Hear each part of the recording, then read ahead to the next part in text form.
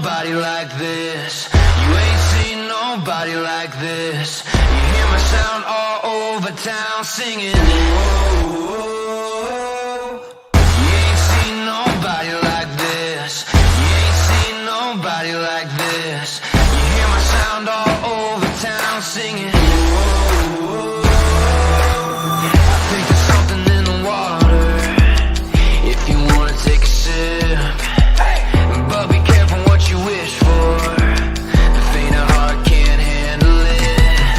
Everybody wants a piece of someone else's prize, but it ain't free, it don't come cheap. Only the strongest will survive. You ain't seen nobody like this.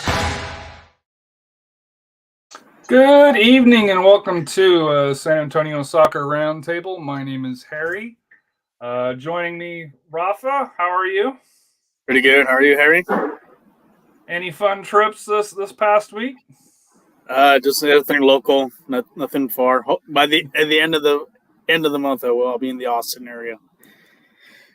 Poor I'll you. be traveling, traveling to barbecue country. So Scott sent a message out that 5 years ago today, actually, him and I recorded our first podcast, first of many. So try to get Scott on, but memory serves right. He's got a birthday in the family, so we'll have to see if we can get him on at least one episode for at least 2 minutes, if we can interrupt him at some point. But Rafa, a lot to get to. Short period of time. Week 2 of UIL. Getting towards the end of the season for TAPPs, right? About another month left for them for the regular season, and then playoff time for them. So we've got some standings to go over. Starting next week, we'll have where everybody will be in districts. We'll actually have the schedule out, and I might actually see if I can get that put together this week or this weekend and start to post that up a little bit more, so that way we can go through Rafa's rankings. How soon? Probably more likely next week. Yeah, after a little next weekend. Yeah, because I'll have another one for the, like I said, in 2 weeks. I'll have the other one for the 50-50 for statewide. So that'll be interesting then as well. Any thoughts on how you're going to do it this year? Is it going to be top 10 of each? What are we doing? No, we're doing pound for pound. Pound for pound. Whether it's 4A, 5A, 6A, it's pound for pound. So, but top 10, top 7. Probably I might do top 15. Top 15, and a couple, maybe some honorable mentions. Depends on who's out, who's in type situation. Mm-hmm. So, well, let's get to it here. And as always, a lot of these stats, TAPPs comes from rank 1. For UIL, that comes from Max Preps and mysa.com, who does a good job. Just like with last week, we can only report what coaches put on here. I did see some fill in a little bit better, but still some gaps of teams that have not uploaded here. So District 1, Region 2, I guess is what it is. Central Catholic, 7-3-1, 3-0 in district. St. Prius X, 9-1, so better overall record, but 1 loss. 2 Central Catholic. Antonian, 1-2, kind of a little bit surprised. Villages, St. Thomas and Tomball through here. So your thoughts on how District 1, Region 2 is looking for TAPPs? What you can say about Central Catholic, I think they've kind of turned the corner. I know they went up to the North Texas Elite Showcase, and they did well there, and I think that really has helped them kind of solidify what they're going to do here in the second round of district play. And like I said, I think that they'll have full control of this. I think they have full control of this district. I don't see maybe St. Pius might see on the second go around they play again, maybe give them a challenge, but I do see Central Catholic winning this district. As far as Antonian, hopefully they get some wins so that way they can get into the playoffs as well. Like I said, I went to one of their games earlier in the season. They had a little setback, but I think they have the talent enough to get into the playoffs. Moving on to District 2, Region 4 boys. Laredo St. Augustine 4-1 in district. TMI, you mentioned this last week that you expected them to kind of step up. They have. Brownsville 3-1 in district. SA Christian Lions 3-2. St. Mary's 2-2, and St. Anthony Catholic and Victoria St. Joseph still yet to get a win in district for that here. But that 4th spot could be a battle between San Antonio Christian and St. Mary's. Yeah, and like I said, they'll be facing up pretty soon again, and it's probably going to come down to who will win that second round game, and also if they can, as far as if they can get some points off from some of the other top teams, whether it's Brownsville or TMI. TMI's in good range of winning the district too. I think they're going to have to battle it out with Laredo St. Augustine and Brownsville St. Joseph. I think it's going to come down to those three. St. Anthony's, I don't think they'll have an opportunity to get into that last challenge, that last playoff spot. But like I said, it's going to be nice that hopefully they have 3 San Antonio teams representing us there in TAPPs for 5A. But you mentioned the Valley's pretty strong as well here. So, and especially at this level, this is what 5A-ish for private school. Always good to have some Valley representation.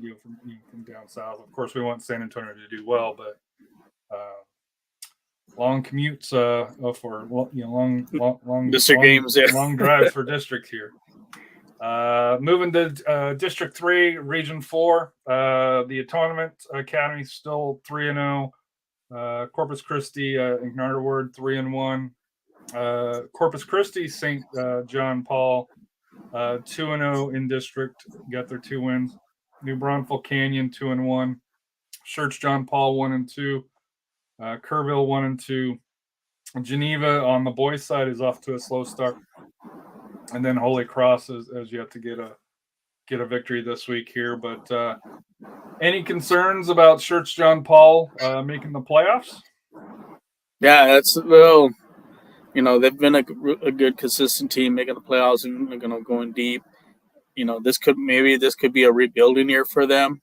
The district's a little bit tougher as well, right? Yeah, that too, because there's more teams. Like I mentioned, the surprise team is the Atonement. Just to make that turnaround from that switch from last year. Last year was their first year playing the winter soccer.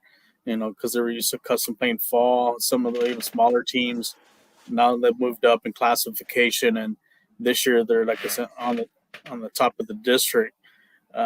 Still early, but that's a good sign for them, to get into the playoffs and also challenge for that district title. New Braunfels Christian, I think they're, like I said, they're still in the loop too. So, they may end up battling out with John Paul II for that last playoff spot. Moving on to the girls' side here, Antonian on the ladies' side here. 15-1-3, 4-0 in district. St. Agnes 3-0 in district. Houston St. Prius 3-2. Carnarvon of San Antonio 2-2. Tomball Concordia Lutheran 2-2. Looks like Incarnate is going to be in a fight for that 4th slot, possibly third slot there for the year. I'm not sure if they can get up to the top 2, but looks like a 3-team race for those final 2 slots. Yeah, and like I said, last year they had a little disappointing season, but I think they've bounced back from it. Even though, like I said, they've played already. You can see they've already played 22 games. So, but that's good for them. So they get some. A lot of those are non-district games, so it's going to help them. For this second round of district play. And what can you say about San Antonio the Lady Apaches? They had a good showing at the Northeast ISD Girls Showcase. I think they went undefeated in that showcase, and they've like I said, they hopefully make another run like they did last year. So it seems that they have a good grip onto that district title, and then it's probably, like I said, probably come down to with that game against St. Agnes. but I feel confident. I think they'll end up winning the district title. Moving to District 2, Region 4, San Antonio Christian 9-4-1, 4-0. St. Anthony Catholic 2-1, TMI 2-1. St. Mary's Coach Cano 2-2. Laredo Augustine still hasn't had anything on the board, and Victoria St. Joseph's only won. So still kind of early. The San Antonio Christians kind of held its own. But it'll be interesting to kind of see how Victoria and Laredo, if they are playing, how they shape up, for that here. Any surprises out of this one here? St. Anthony's been the surprise. Like I said, I did go to that. I did live stream the game between them and St. Mary's Hall, and they had a comeback victory, and it was a good confidence booster for them, and look, it's put them in a good spot as far as to the play, the pathway into the playoffs.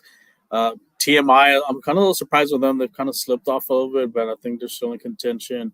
I think St. Mary's Hall still has a good shot, moving up. As far as maybe getting the second seed for the district. I know they've had some players with some injuries, but I think they'll be healthy pretty soon, and I think they'll get back at it. But like I said, San Antonio Christians pretty much has a lock on this district. Like I said, I did see them play.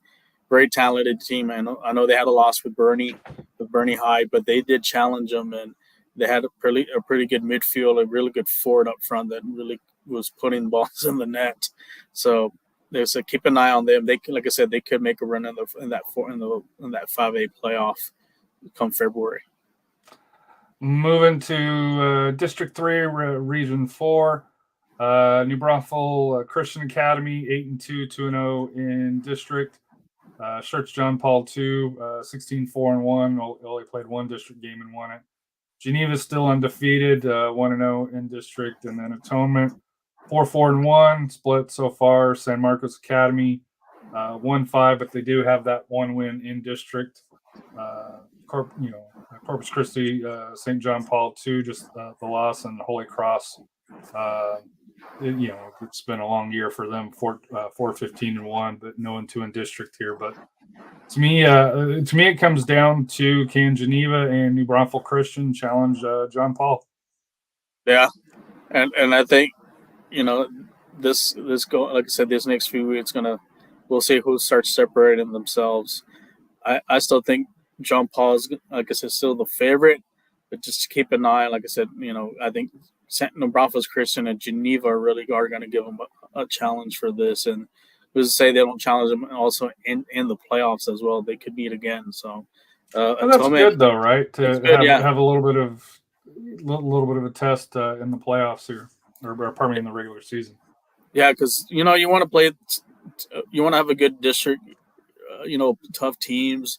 Because that does also prepare not only in the non-district but also in the district play, because it gets you ready for the playoffs. And like I said, and then a lot of the times you may end up seeing a district opponent again, like in round 3. And this is, like I said, teams are going to look a lot different by those times. But now the focus right now is on that district title, and then, like I said, it's kind of similar to what we saw last year with District 29 6A. Mm-hmm. It came down to 3 teams, and if one knocks off the other one, it could cost them the district title and so forth. So I think that's maybe the same scenario this, come towards the beginnings of February, once the TAPP's playoffs start and so forth. We'll see who starts to kind of separate themselves here. So moving to UIL, 4A, a little bit shaky when it comes to reporting games played. Just out of curiosity, obviously 6A, 5A, especially the high-end schools, they typically play, in the showcases, the tournaments through here. The 4A schools, they don't seem to have the same amount of games. Is it just that they don't have the same opportunities at tournaments, or, just kind of trying to get a difference of,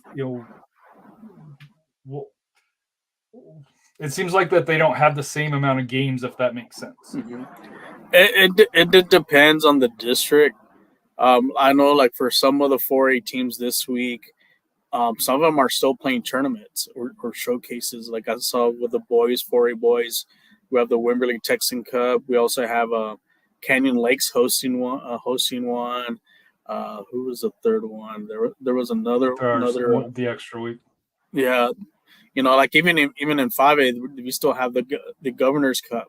For the ladies, but for 4A, like I said, there's still some good tournaments around because a lot of the 4A districts, a lot of them are a lot smaller, depending on some districts, and they don't have the traditional 8 or 9 or 10 team.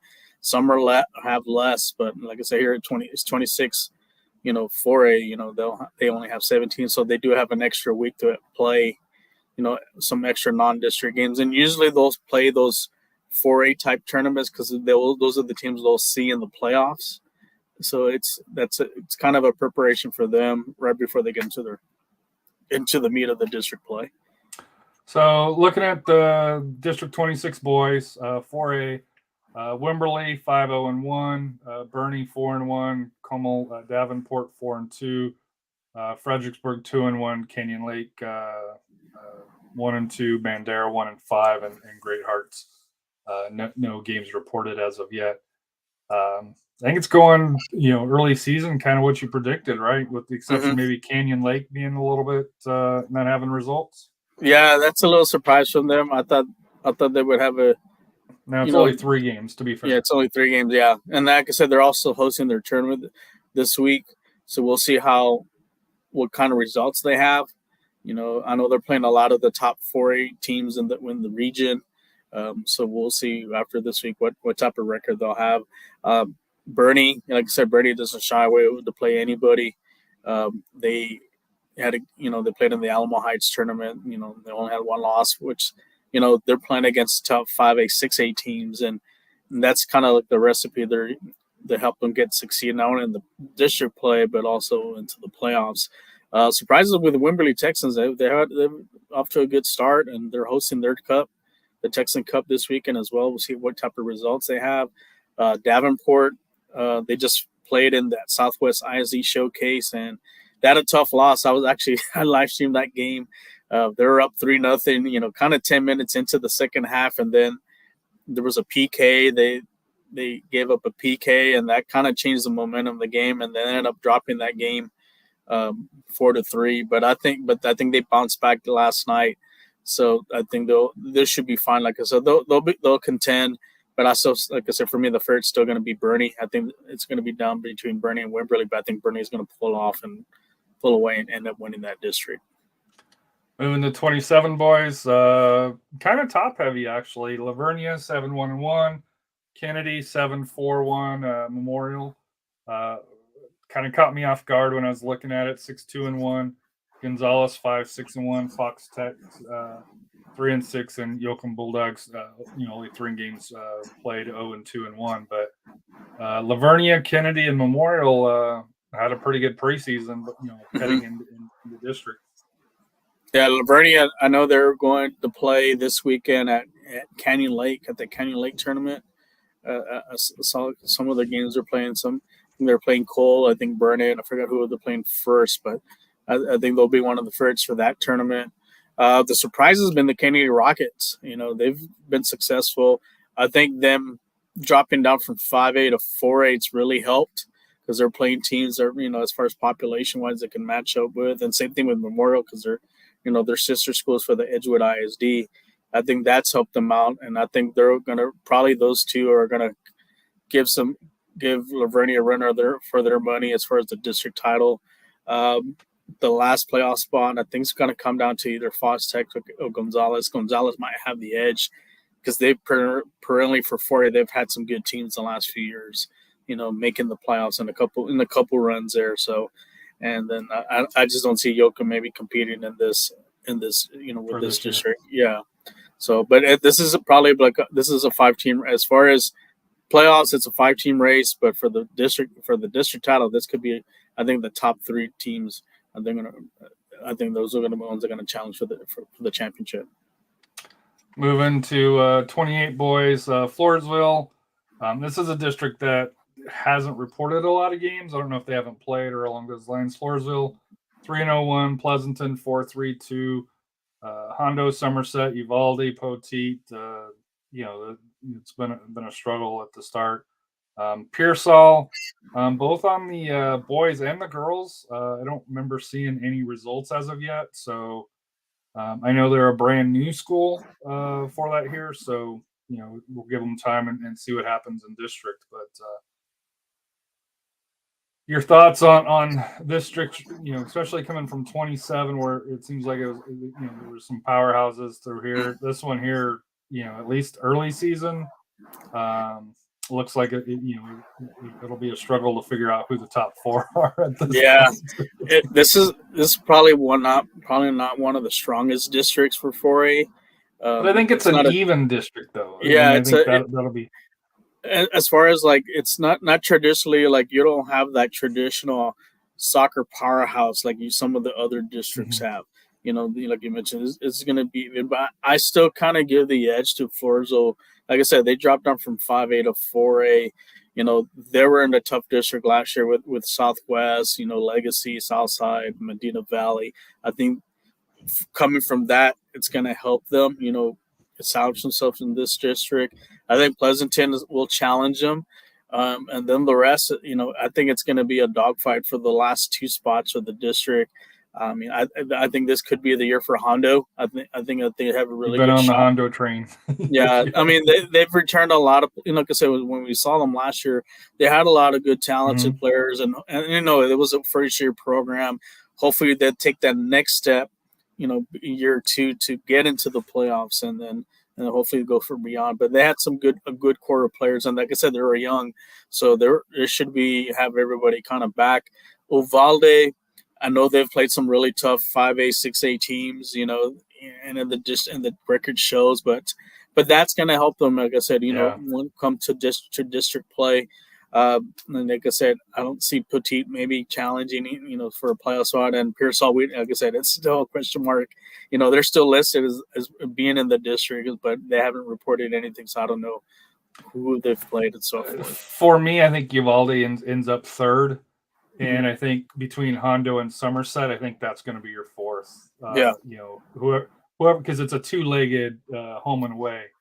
Whoever gets the most points out of those two. No. In my opinion, I think that's how that's going to shake out. But I do think Uvalde does get it together and move up when it comes to district play as well. Moving to the ladies. District 26, 4A, Wimberley 801, Davenport 911, Bernie 7-1, Canyon Lake 6-3, and Bandera, Fredericksburg, and Great Hearts. I think you're going to be on the outside looking in for this year, but the top four loaded. Yeah, this is probably one of the toughest districts for 4A girls soccer, and you got four teams that are going to challenge for that title. Wimberley won it last year. Wimberley had a good result. They were down 2-0 against Alamo Heights, and they ended up tying them. So that's a big confidence booster, to tie one of the 5A Region 4 top teams, and that for them to go into the district play, that's going to be a big boost. Davenport, like I said, they've done well too. Like I said, they had a lot of players back. Same thing with Bernie. The only setback they had was against one of the top-ranked teams here in the city, which is O'Connor. So no shame for Bernie to lose to an O'Connor team. That's loaded too as well. So, and then Canyon Lake, like I said, they're doing well, and like I said, those are probably your four. They're going to win the district, and as far as who wins it, it's like I said, it's going to be a toss-up, And it's going to come down to who can win at home and who can steal points on the road. Yeah. And I think that's going to be the big difference maker. 27, Lavernia 4-1, Yoakum 2-3-1, Kennedy 5-4, Fox Tech, young women's leader, Gonzalez, Memorial, and Great Hearts. This is going to be another one of those districts where I think Lavernia probably is going to be the class. I think from listening to you. But who finishes third, who finishes fourth? I think at this point you're picking a name out of the hat at this point. So. Yeah, there's going to be a toss up for this. Like I said, Lavernia is a class of this of District 27 4A. I don't see anyone challenging them, and then it's going to be who's going to want the last three playoff spots. I think it's going to come down to, I think it's going to come down to Yoakum, Kennedy, Fox Tech, maybe Gonzalez in Young Women's Leadership. Like I said, it's going to be our barn burner for to fit who comes down in these last three spots. But like I said, Lavernia should have no problem winning this district. Moving on to District 28, Uvalde 8-2, Pleasanton 4-5-2, Floresville 1-2-1, Pearsall, Somerset, nothing's been reported. Hondo, Poteet, nothing, 0-2. Unfortunately, ones that seem to be reporting on this here is Uvalde and Pleasanton. So it's really, to me, it's really hard to give a fair assessment of this district. Yeah. Well, from last year, like I said, Uvalde had that run until they ran into Bernie. They had a good, like I said, I had them in also in my rankings. They had a good showing at that Highway 36 tournament over there out east. So, and that they played some of the best 4A teams, like I said, in Region 3. So that I think that's helped them. The challenge is going to be from Pleasanton. I think it's going to be those two are going to be challenged for the district title. After that, I think Floresville. I think they'll get that third spot, and then the last spot's going to. I think it's going to come down to possibly maybe. I think it's going to be Somerset or Hondo for that fourth spot. But like I said here, hopefully when district comes, we'll start to get a little bit more action filled in on that. Moving to 5A here, 5A District 26. Smithson Valley 7-0, Piper 6-0-1, brand new school. Canyon Cougar at 6-2, Kerrville Tivy 3-1-1, Bernie Champion 2-2, Vets Memorial respectable 3-4, Seguin and Wagner got a victory on the board, but have a feeling when it comes to district, not going to see a lot of movement up the standings. Yeah. Like I said, this is probably one of the toughest districts in for Region 4 for 5A. I think eventually what's going to come down to who wins the district. I still think it's going to be between Bernie Champion and Smithson Valley, even though the Smithson Champions record doesn't reflect on it right now, but it just shows that they're playing teams that are, they're state caliber, high ranked. So that's where their preparation for them. And like I said, last year they got hot in the playoffs and ended up knocking off the district champ, which was District Spring, the state champ, which was Dripping Spring. So I think he's going to come out of those two. The one to keep an eye on is the Canyon Cougarettes. I did get to see them play a few weeks ago, like I mentioned. They have some talent, and I think they may. They could sneak up on Champion and Smithson Valley, and I think they're going to give them a heck of a game when they face each other. That fourth spot, I think there's some, I think there's a couple of teams that could challenge for that fourth spot. I think Piper could be the one. Being the first year in varsity, I think they have an opportunity to sneak into the playoffs. Kerrville maybe could challenge them. Maybe even Veterans Memorial. There'll be a challenge. I think those are the three. I think they're going to challenge for that fourth spot. And then Seguin and Wagner, like I said, they're just and like I said, no disrespect to them because they're just in a real tough challenge. But I'm sure, like I said, they're going to make their games competitive and so forth. Moving to District 27, Alamo Heights 5-0-3, 2-0 in district. Jefferson 2-0 in district, 4-3. Highland Owls 2-0. MacArthur 1-0. Edison 1-1. Burbank, Sam Houston, Breckenridge, and Lanier still looking for that first district win for that year. So, looking at the matches here, Alamo Heights, they got a W, but to me, when I was looking at the score, it was a little bit closer than what I thought as far as for their last match here. Than what you'd think going into it, where they moved into this district and you knew they were going to be the heavyweight, but it wasn't a walk in the park. I forgot who they played yesterday, but I think Edison. Yeah, I think it was Edison as well. But yeah, to me, I was kind of, to me, I was happily surprised that it wasn't that it was a decent game. It looked like as far as for the score. Well, I think that was the boys' game that was a close one. Because I'm looking at the girls' game. I hear Alamo Heights winning 10-0. Oh, okay, my bad. So wrong one. No worries. Like I say, like for me, I think Alamo Heights is going to run away with this district. Right, yeah. I just don't see. I think the one team that kind of challenge it might be MacArthur, Jefferson. I think those two will give them a fight. MacArthur had a big win last night. They won 8-0. They're at over there at Blossom. I think eventually when it comes to the playoffs, like I said, it'll be Alamo Heights first. I think MacArthur ends up getting the second spot. I think Jeff gets the third, and then I think it's going to be between I think Highlands and Edison and possibly Burbank. I think they'll fight for that last spot. Yeah, I was trying to figure out which one, because there was a game that I was caught off guard on.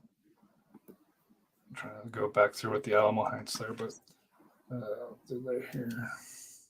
28 Southwest 6-2, Medina 4-4, Southside 4-6-1 or 4-4-1 for Medina Value. Southside 4-6-1, Legacy 2-3-2, South San 2-3, El Paso, Eagle Pass CC win 1-2-1, Harlandale and McCollum Cowboys, wrapping it up here. So. Looking at early season, I think this is still Southwest, division, as far as for winning it. But who fills out the rest of the playoffs? I think what you see in this, as far as they're in the top four. Well, I think those are probably going to be your playoffs teams.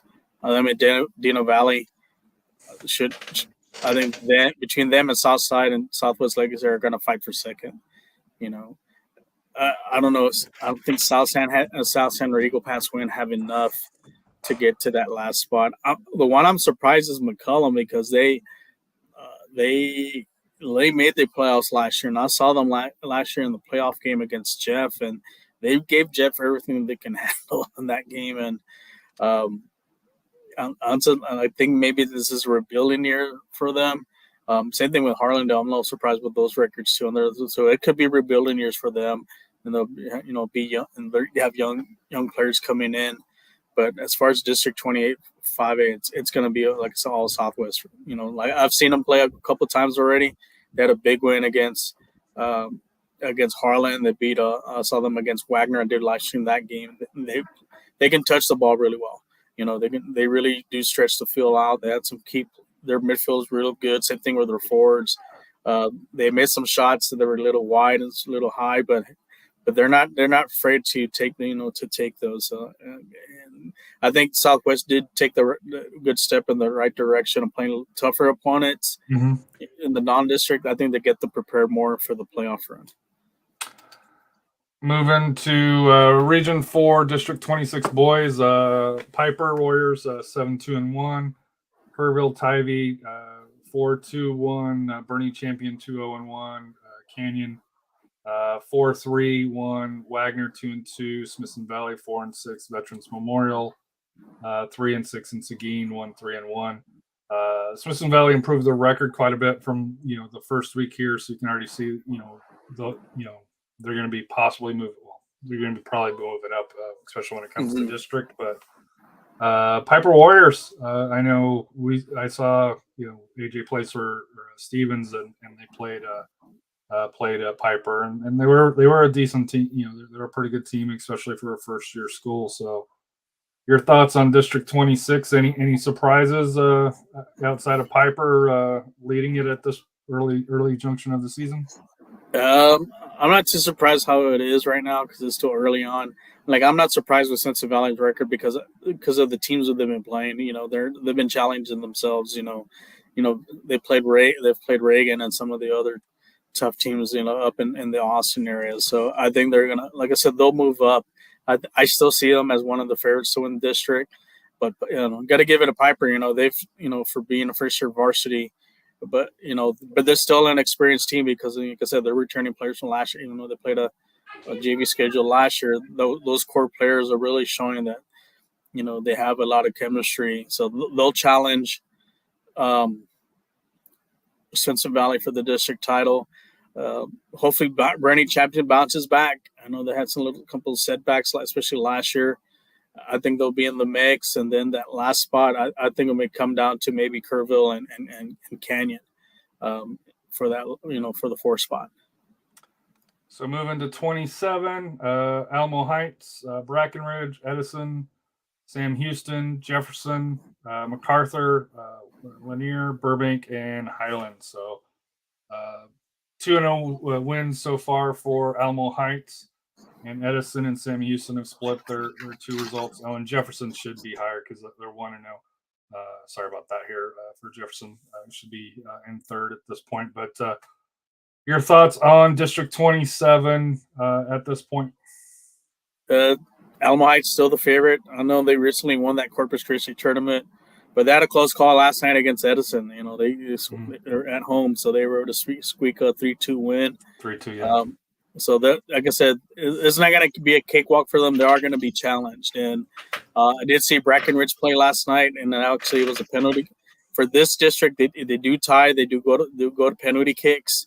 So I think they get. Yeah, I think you get 3 points for the win, 2 points for a penalty kick win. I think 1 for the tie or loss or penalty kick, something like that. Brack, they looked all right. They were, they had some, lapses when they did play MacArthur there on some of the goals.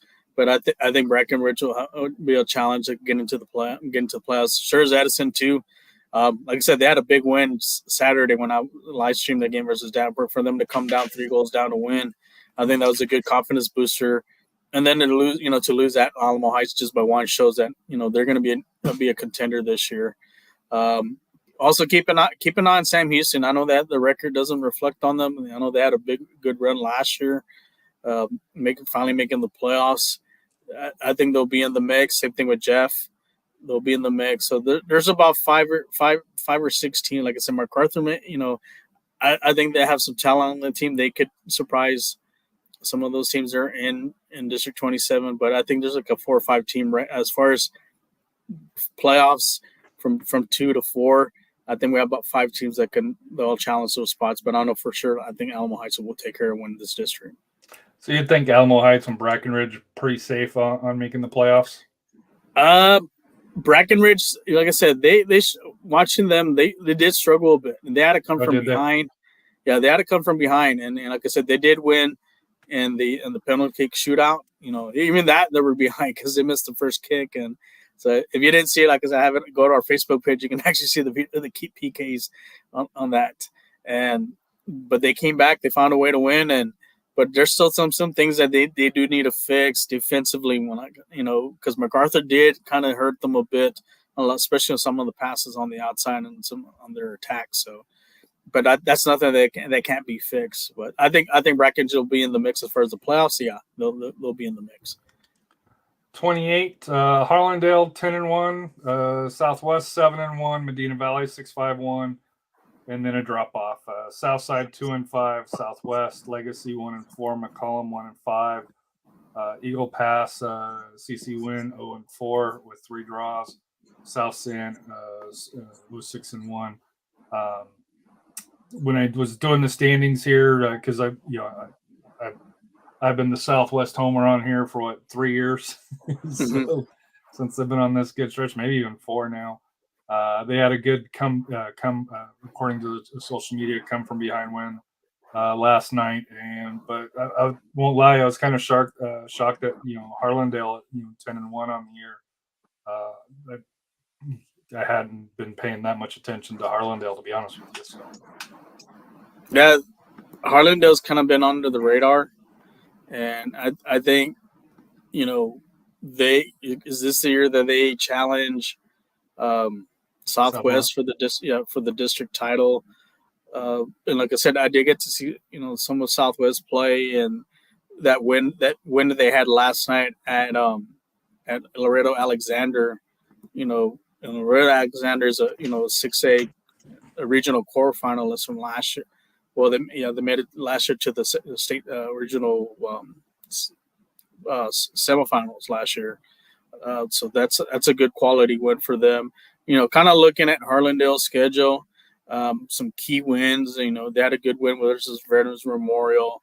They had a tie with Liberty Hill. That's a good result there because Liberty Hill is probably going to be one of their favorite. I think they're a favorite for their district up there in the Austin area. A 1-0 win over Pflugerville. That's another good team. Close loss to Gurney Champion. They only lost 1-0 to them. So there's some. They did beat Piper. That's another good win for them. So things probably, like I said, I think was this a cakewalk for Southwest? Harlandale might have a say on this, but I also think Southwest is gonna. I think they played a little tougher, more non-district games than Harlandale. So I think they're a little bit more battle tested coming into the district play. So I still see Southwest as my top team as far as for the win the district. But Harlandale is probably going to be your runner-up. And then after that, I think I'll be down for the last two playoffs. I'll be down between Medina Valley and Southside and Legacy. But you for years have harped on Southwest to get a little bit tougher schedule. So they're doing what you asked. So we'll see how well it goes. And we showed the improvement last year in the playoffs where they went I think 2 rounds further than they had the previous year for that here. Still, ran out here. But 6A. Go ahead. Yeah, then like I said, last year they lost to Georgetown and Peak, and I think they lost 1-0. But and I think they kind of learned from that. And like I said, in looking at kind of some of the non-district schedule, they've played some teams from that area, and also they played some some of the tougher teams. The one setback that they did have this year was against Los Fresnos, which is a 6A, one of the better teams from the Valley. I think they're going to be the favorite for 32 6A. So no shame on losing to a good quality team for them. So I think they've kind of see the big picture. Say, hey, we got to play quality teams to get us, because maybe our district's not so as deep as some other ones. We can we need to kind of toughen ourselves getting ready, and hopefully that'll help them get into the hub and make another deep run like they did a couple years ago. And then for 6A, District 4 or Region 4, District 27, Cibolo 5-2, New Braunfels 3-4-1, Converse 3-6, Jetson 3-6, San Marcos 1-3, Shirts three losses, 4 draws, East Central 5 losses, 1 draw. The thing that sticks out to me is Clemens still not doesn't have a W on the year after 7 matches. To me, that's especially after the last 2-3 seasons, that's a little bit a big change. Yeah, I mean they've played probably one of the most brutal non-district schedules. I mean, in the state. I mean, just kind of looking at them, they've played an Irving High team from the Dallas area, who's probably one of the hottest teams up there in the Dallas area. They've played teams like Round Rock, South Lake Carroll, Farmland Marcus, Round Rock. They've played some of the elite teams in 6A and 5A. And like I said, that's good for them, because it's going to, like I said, it's preparing them for the district run and also for the deep playoff round, especially in that first round game. Last year they played Lee, and they were able to knock off Lee. And like I said, they're going to have to play one of those Northeast ISD teams, which is stacked. So this is a preparation for them. And this weekend they're heading out east again. They're doing the boys I-10 shootout. They're playing Friendswood, which is a Baytown tough team. Sterling, and Houston Decaney. I think that's how you pronounce it. I think we're here on the CM. They're playing Friendswood, Georgetown, and Deer Park. This is Max Prep, so it could be wrong. Yeah. So Friendswood, Georgetown, which that's the team that knocked off Southwest last year, and Deer Park's always been a traditional soccer power down in the Houston area. So another 3 quality playoff teams that they're going to be ready for, to get them ready for district play. I still think, New Braunfels is the favorite for the district. but I think it's going to come down between them and Clemens. Still, I think they'll get the third spot. Fourth spot, I think it's going to come down to probably Judson and maybe San Marcos. And they don't actually start district until February 7th. So yeah, being the smaller district, they've still got time for that here.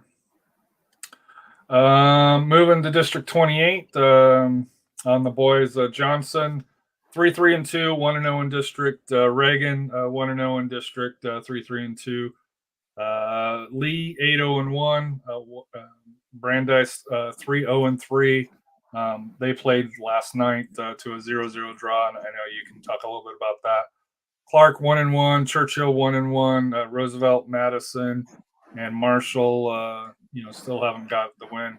Roosevelt, I think, if you're looking at their record, seems a little bit hard undone for that here. But to me, you got to see. I believe you got to see Lee and Brandeis here for that here. So your thoughts on the match that ended 0-0? And I know they're ranked third here at this, but I think we both expect both those teams to move up to 1 and 2 as we get further into district play. Yeah, that was my kind of co game of the week. Well, that was more the game of the week for the boys' side. I'll have a girls game of the week, which will be coming up this Friday, which I'll say. But I live streamed this game last night. I was very, very looking forward to this game because both of them did go to Austin for the Elite Showcase. What can you say about Lee? They breezed through that. They did not allow a goal in that showcase. They knocked off Keller. They had some quality. They knocked off. They had a big win versus. I'm trying to remember who they knocked off. I can pull it up here for you. I think it was. This is 28. Trying to remember who they knocked off. I got it here. Okay. Come on, bad getaway.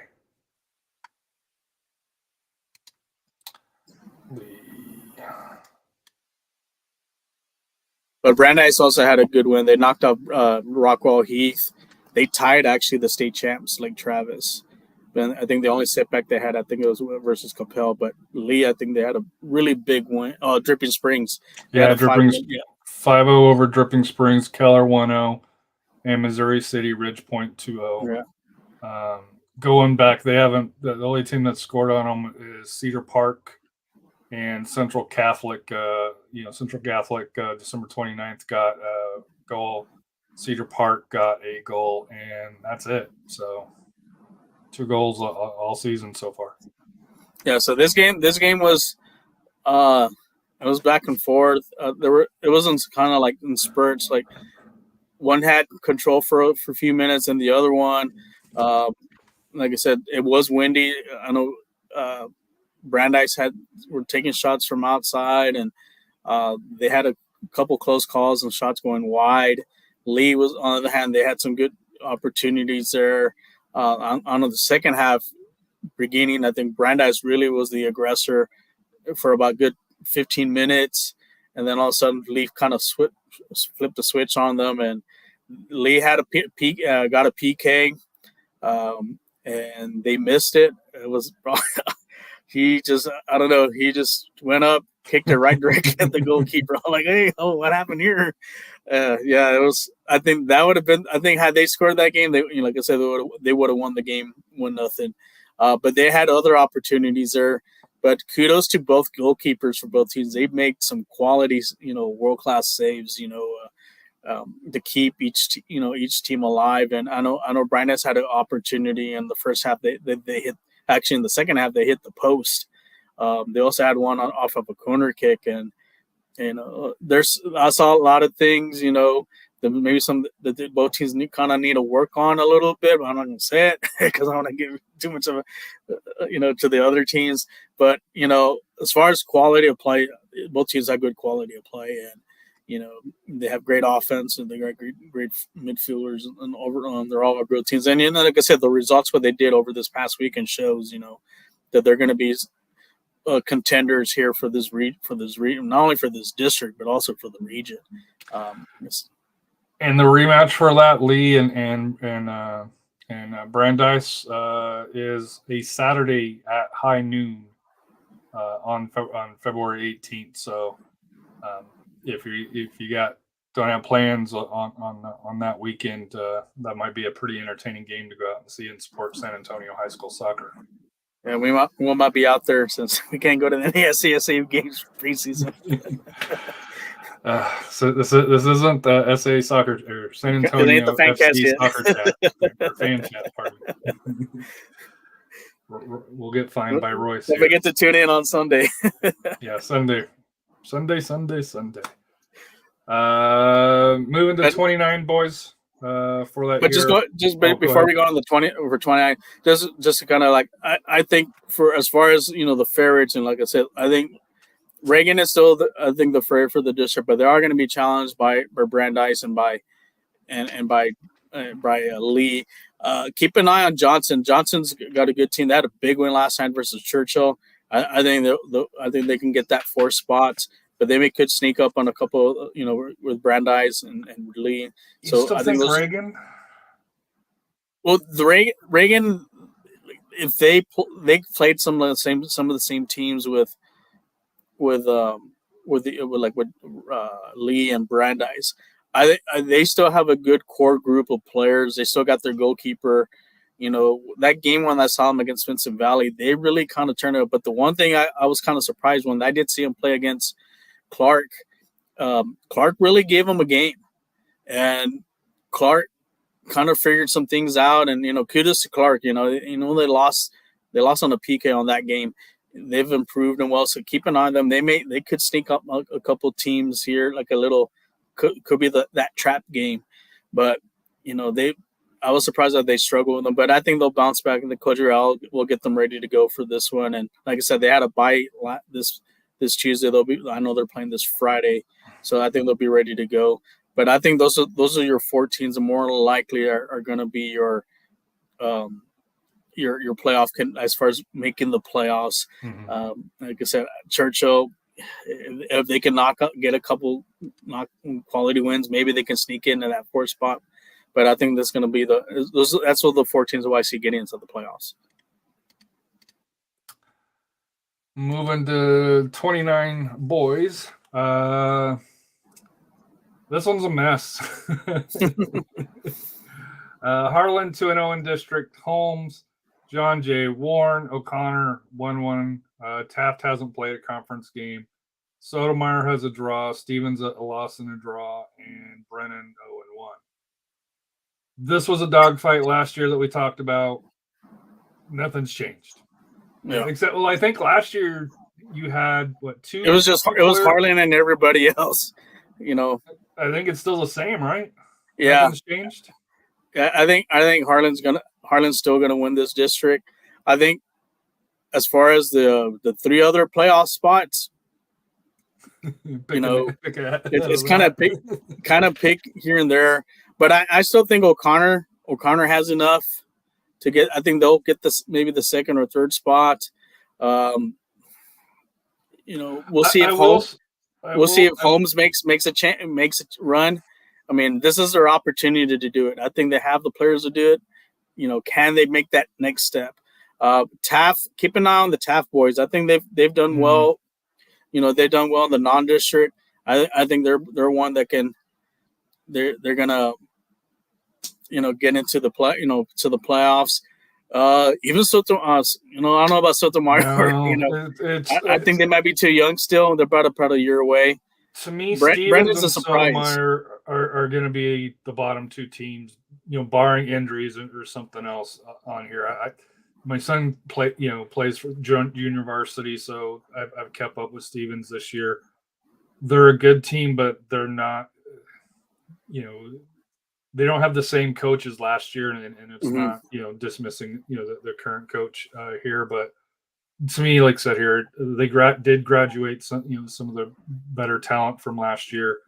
Obviously I live, in the Stevens district, so hopefully they win every game. But to me, Sotomayor and Stevens, to me, I put, kind of at that bottom tier. But yeah, between Holmes, John Jay, Warren, O'Connor, Taft, Brennan, from 2 through 6. good luck. And like I said, I hate to say this, but it may come down to injuries and high Who stays school. healthy? High school momentum. If you can build that confidence up, that matters so much at this level here is because the kids are pretty even. But having that extra confidence, having that the difference, and maybe in a little bit better coaching, one that's got a little bit more experience. But for this district, to me, I'd rather pick a name out of the hat, out of a hat than to predict how this is going to work out. Yeah. Yeah, like I said, Harlan's going to be probably, like I said, will run away. But yeah, 2 to 6 are more likely gonna ballot it out for those 3 playoff spots, and that way where they'll face, like I said, they'll end up facing the teams from 36A, which are the Laredo area teams. So like I said, Harlan couldn't make another run, but we'll see how they do. Going into once they make the playoffs, if they can knock off some of those Valley teams, like I said, that's going to be the key there. Is Brownsville, like especially like Brownsville, Hanna, and Rivera and Los Fresnos, have they made that step back, kind of come back? As far as getting back to where they were years ago, be that monkey rich to get back into the state, the regional tournament. I just think this district, it may not have the great teams, but most of the teams are decent teams. Average to above average teams. For here. So, like I said, obviously I'm in the NISD district here, so I'm excited to see how it shakes out. And despite my comments here, go Falcons. For that here. Alejandro Silva, Harlandale going to be on the map. So yeah, 10-1. 10-1, yeah. Just gonna knock out Southwest. Southwest. I might depending on when that game is. I'll have to see. Yeah, if I can wonder when that game that is. Yeah, actually, I think they play. Let's see. I'm trying to see where they play on that game. Maybe that'd be the game to go to.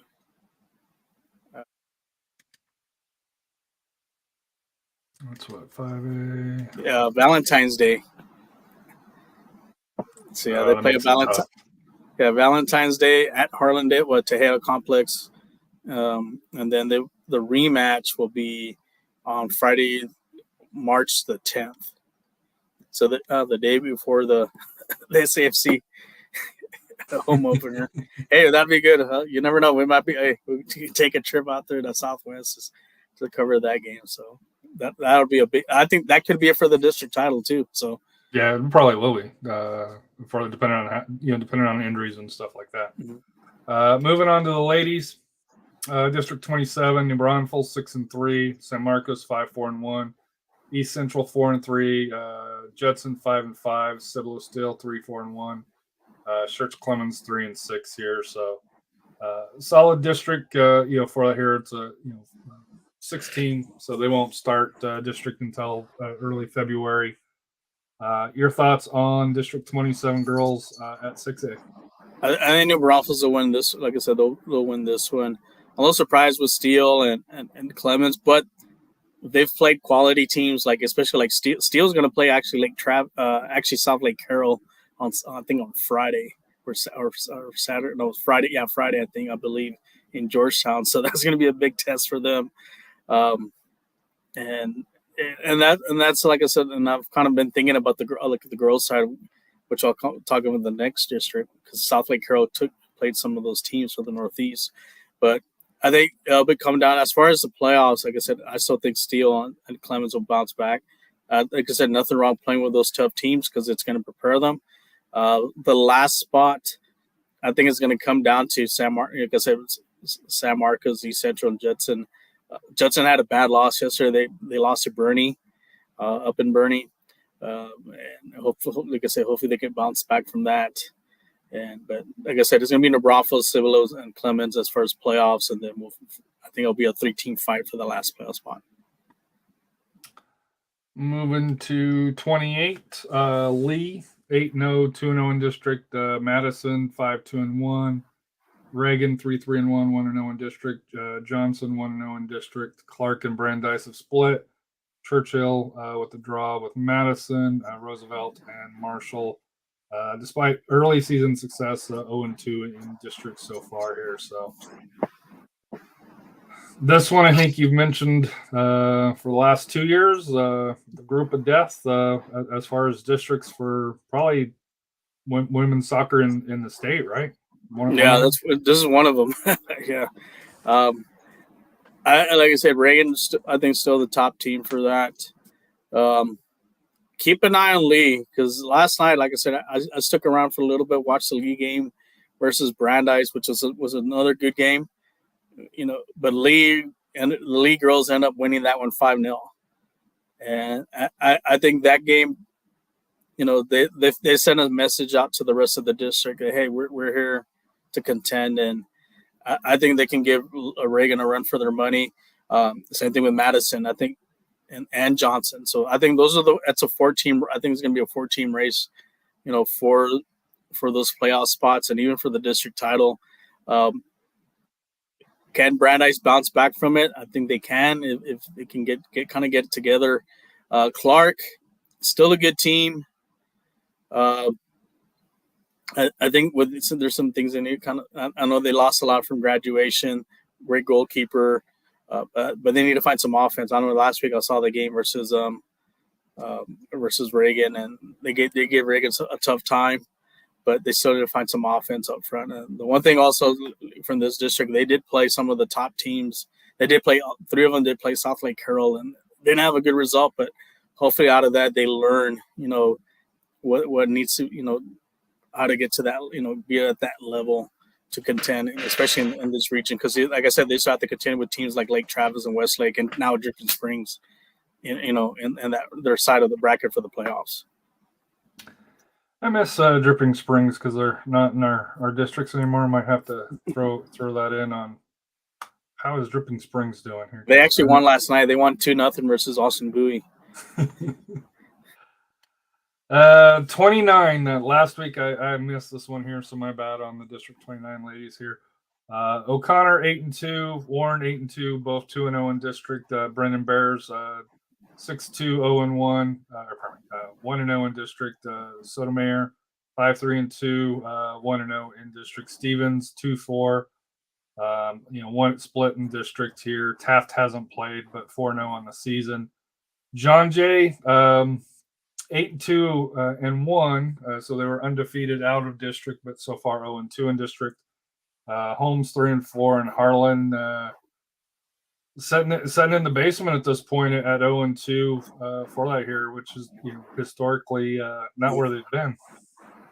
And I do have an update.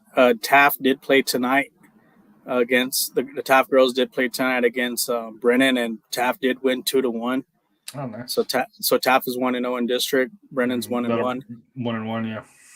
Yeah. So and then like I said, those and then my other game of the week for the girls is going to be this Friday at 5 at Northside, Taft versus O'Connor. So you'll see me out there. So I'll be covering that game. So it was like Ferris or at Gustafson? At Gustafson. It'll be on the grass fields. I think field number 2. Northside. So I'll be Northside 2. So I'll be there. It's just the same thing like last year. It's going to be. I think it's a 3-course race between Taft, Brennan, and O'Connor. And like I said, Taft was able to come back. I think Taft took the lead, and then Brennan came back and tied it. And then I think the last 9 minutes, I think Taft was able to get the second goal and hold on. So now the next tough game for Taft is going to be O'Connor, and O'Connor, had a good weekend at the Southwest ISD Showcase. They beat Bernie, and they beat a couple other teams as well. So those are the 3 teams I think are going to, like I said, those are my 3 playoff teams, but those are the 3 are going to contend for that district title. But I'm going to give the edge a little bit to Taft. I think, O'Connor has a new coach, new system. It may take a while for them to kind of get used to, but Taft's been very consistent. And I think they made a smart move. They didn't play this past weekend. They didn't play a tournament. I think they wanted to take a little rest, because, you're in a 9-team district, so you're playing 16 district games.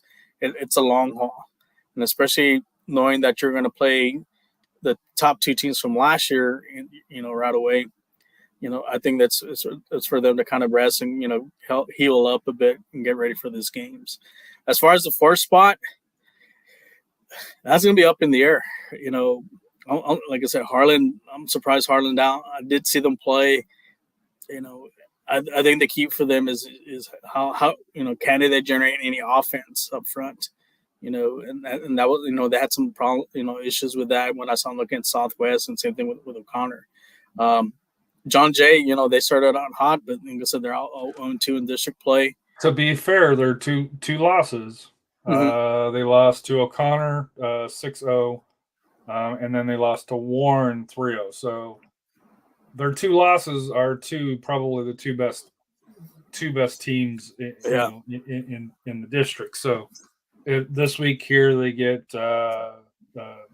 Jay versus Stevens on Friday the 20th, and then next Tuesday they get Sotomayor for that here. So we'll see how they turn it around. But as far as why they're 0-2, because I was just kind of interested to see who they'd played. But they'd played the top 2 in the district. Yeah, they still have TAPP. They still have Brennan. So I think the one game is they're going to have to come back and win that game versus that second game when they play Warren again. They can for that tiebreaker. But Warren, what can you say about Warren? They're taking care of business right now. But like I said, they still haven't played the top 3 yet.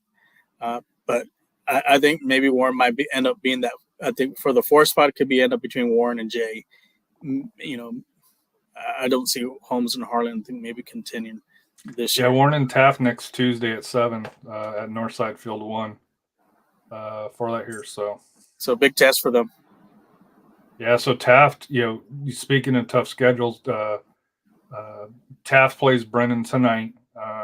And they won 2-1. 2-1. They get O'Connor on Friday, and then they get Warren on the following Tuesday. So by the time we get together next Wednesday, we'll have a pretty good idea where Taft is against 3 quality teams. Now we know they already got past the first one. Yeah, if they can beat O'Connor and then get by Warren, that's going to make them clear-cut favorite, because like I said, and then the rest of their schedule, not to put down the other teams, it's not going to be as difficult like from the start. So they can actually, get ahead, maybe it'll rest some players, and then when they do the second round again, that's where it's going to come into play as far as trying to seal that district title. Didn't Taft beat O'Connor late last year? Yeah, but O'Connor kind of came back and beat them in the playoffs, right? But they knocked them out of winning I think they didn't win the district because of that, but they got it when it mattered more in the playoffs. That's right. You see, and the way the schedule was last year, those 3 teams played towards the end. This year now it's more in the beginning. So does it play in? It's really like I said, you have to play your best. Like for those 4 teams, you have to play your best. You got to get some points out of it or get some wins in order, because you can't depend on some of the other teams, to hopefully knock them off, towards the end again to either the district title or depending what seeding you want to get for the playoffs. So, game of the week. I know you mentioned the girls. Is there a boys' game of the week that you're? Well, this week was the Lee boys versus Brandeis. That was my game of the week. It's like which was a 0-0 tie. So this week's girls' game of the week, it's going to be the TAPP versus O'Connor on Friday at 5 p.m. There at Northside 2. So if you have a chance, check it out. Like I said, hopefully I'll have the live stream on there. Follow us here on Facebook. We'll have it on there. It should be a great game. Like I said, this will determine who kind of takes the district lead early on. Anything on 50-50 that you've got coming up here? I believe you've got a new co-host. Yeah. Well, Steve Sanchez, he's coming on board. Steve, actually, me and we go way back. Actually, we've coached together when we used to coach for Texans, and he still coaches with Premier. So he's got a good eye on high school. He actually was texting me some of the scores that was going on for tonight's game there with Taff and Brennan. So you'll probably see him in some of the games with me. He may do a couple, live streams with me to hop on board to give some commentary and all that. But like we're having to have him on board, and I'm sure we'll have him for the bracketology. He's got a wealth of knowledge of some of these teams too, as well, to give us an insight on the picks. But it's great to have him on board. And then, like I said, I'm looking for, like I said, first, I think the 50-50 will be back in a few weeks, and I'll have what's it called? I should have back the top 15 power rankings for the state. Rafa Power Rankings, the RPI. Mm-hmm. The RPI, yeah. Any final thoughts on this one here for high school soccer on Sunday? We promise Royce is committed to being the first unofficial episode of the San Antonio FC fan cast here. One of the things that we wanted to do was kind of make sure that we have clear identifiers on shows. So this one's obviously just high school. The other one will be built around just San Antonio FC. And then we do have another one in the mix. It's going to just be sports or just general stuff. And we'll talk some WWE. Speaking of wrestling, I know Rafa, you're a big fan of it, and several of us are. Unfortunately, sad news out of wrestling yesterday. Jay Briscoe, unfortunately passed away. Wasn't the biggest name, but as far as like they never made it to WWE. Not necessarily. It was more their choice at the end. For that, where they turned it down, but class move by WWE. I'm sure AEW will definitely be showing something. I think it's tonight, right, or tomorrow night? Tonight, yeah. Right. And Impact. We'll be doing something, but huge loss for the wrestling community, and especially with Royal Rumble being at the Dome on Saturday.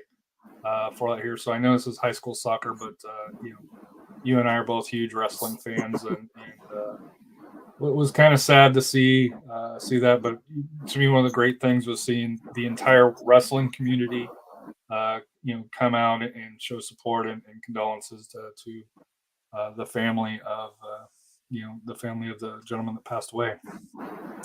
I know you follow him a little bit closer than I do on AEW. Yeah. Your thoughts? Yeah, even with Ring of Honor, I got the pleasure to see them a few years ago when they came here to San Antonio.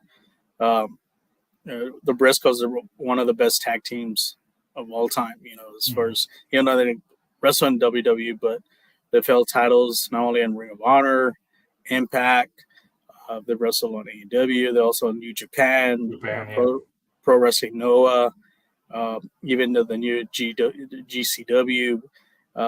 What I've heard, like I said, like for Busted Open this morning, like I said, Jay Briscoe is probably one of the nicest guys. Right. Family guy. Family guy, too. When you look at him and when he does his promos, you wouldn't think that, but, everybody was like, it's a huge loss to the community, but what he did for his family and as a father, it would, like I said, and that goes with anybody if you've got a family for that here, but, to me, like I said here, that I won't lie, I thought about you. I thought about sending you a text because you were still at the. Oh yeah, I saw the alert, and I was like shocked about it because, like I said, they were supposed to be in the next pay-per-view for Ring of Honor, I think in March. So I think to defend their titles. Like I said, they had a big brutal match with FTR, and I was just surprised. And the odd thing is today is his brother's birthday, Mark. Right. Mm-hmm. His 38th birthday. So prayers out to his family and also to the daughters who were in the accident as well. I know one needed some surgery, the other one was had some serious injuries, but was stable. So prayers, to their family. Hopefully everything, the two daughters do come out all right from this. Yeah, and one of the things that gets underrated, and we've both talked about just the tag team, but Jay also had multiple championships as a individual as well. So he was one that would definitely. I know you hear a lot of the fighting it at the higher levels, but I think from a wrestler to a wrestler, sports entertainer to sports entertainer. Like I said here, it's you got to respect the craft that they do and how athletic and how they put their bodies on the line for for our entertainment. So other final thoughts. Sorry to kind of put that on. No worries. That was something that I know you and I both follow, and it's when you have a major impact like that, even though we are a high school soccer show, it's something that should be mentioned in my opinion. Yeah, just final thought. Just say happy 5th anniversary for the show. Like I said, hopefully more years to come and more fun, and hopefully we'll get maybe the whole team, like everybody who was in the show. We'll do like a little anniversary show all together, just to talk soccer. And I think Scott's avoiding me. I don't know why, but every time I ask him, he's got something with the family, and Scott's very family oriented. Don't get me wrong, but I think he can sacrifice one night. Dude, just 2 minutes, man. Just 2 minutes. We can get even Jose and Todd, and we'll get everybody else, and that's been on the show. Like I said, especially like I said, you and Scott building the foundation of the show, and look what I think what we see now. Like I said, the success of the show, the spreading the word, not only of the high school soccer with SAFC and even the club team. The part that the biggest disappointment to me has to do with what happened with UPSL here. Mm-hmm. That was something that I really got into, and unfortunately it fell apart. So I still talk to every once in a while John and Mason, the original teams here in San Antonio, but it just, to me, that was the biggest disappointment, where on a semi-pro level on the men's side, we had that foundation, and then we got greedy, I guess you could say, because all of a sudden you had 5 or 6 different teams, and it just ate each other up, and now they're all scattered around, and NPSL. I think has a good Texas division, and there is a San Antonio team here. Maybe I'm going to start to reach out to them a little bit more, because I do miss kind of going to that lower level. I know the Surf or Alamo City, rebranded back to Alamo City. They're in UPSL. They've done a lot of success in UPSL. So that's something that if we could find a stable men's lower league, because in the women's, well, we got to talk about the women's coming up here. UWS, we'll see how that goes. The WPSL, the teams that are here, the Blossoms, they don't say anything. It's hard to give them coverage.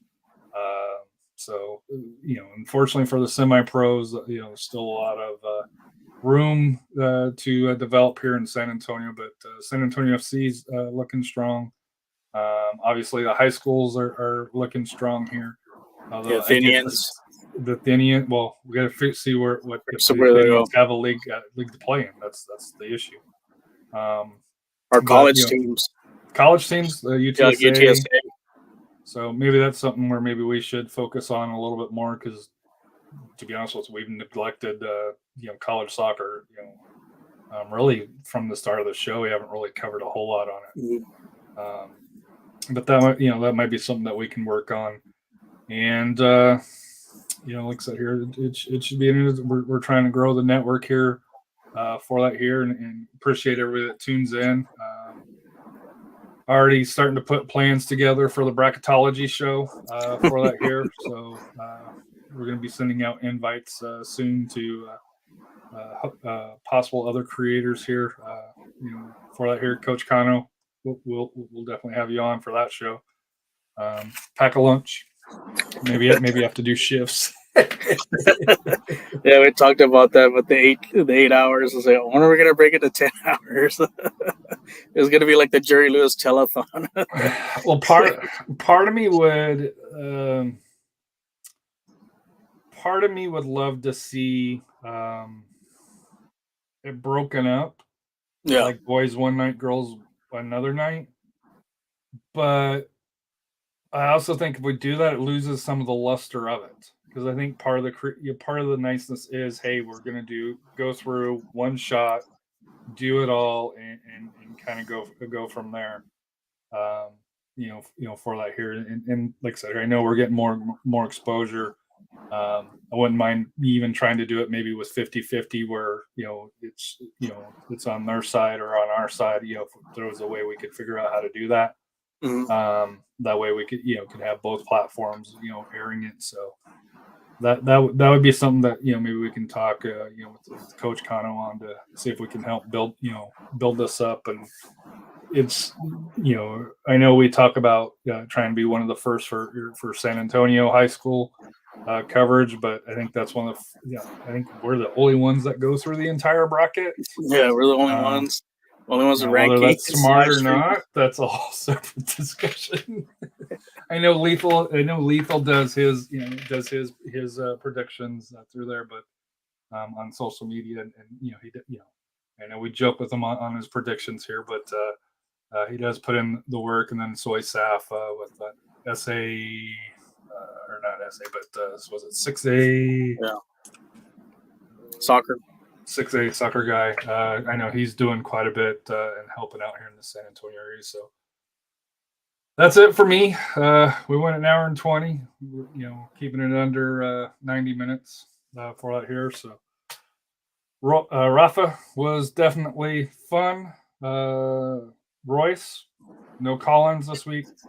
We got to do it. I'm calling you out for it. Rest your voice, for all this week here.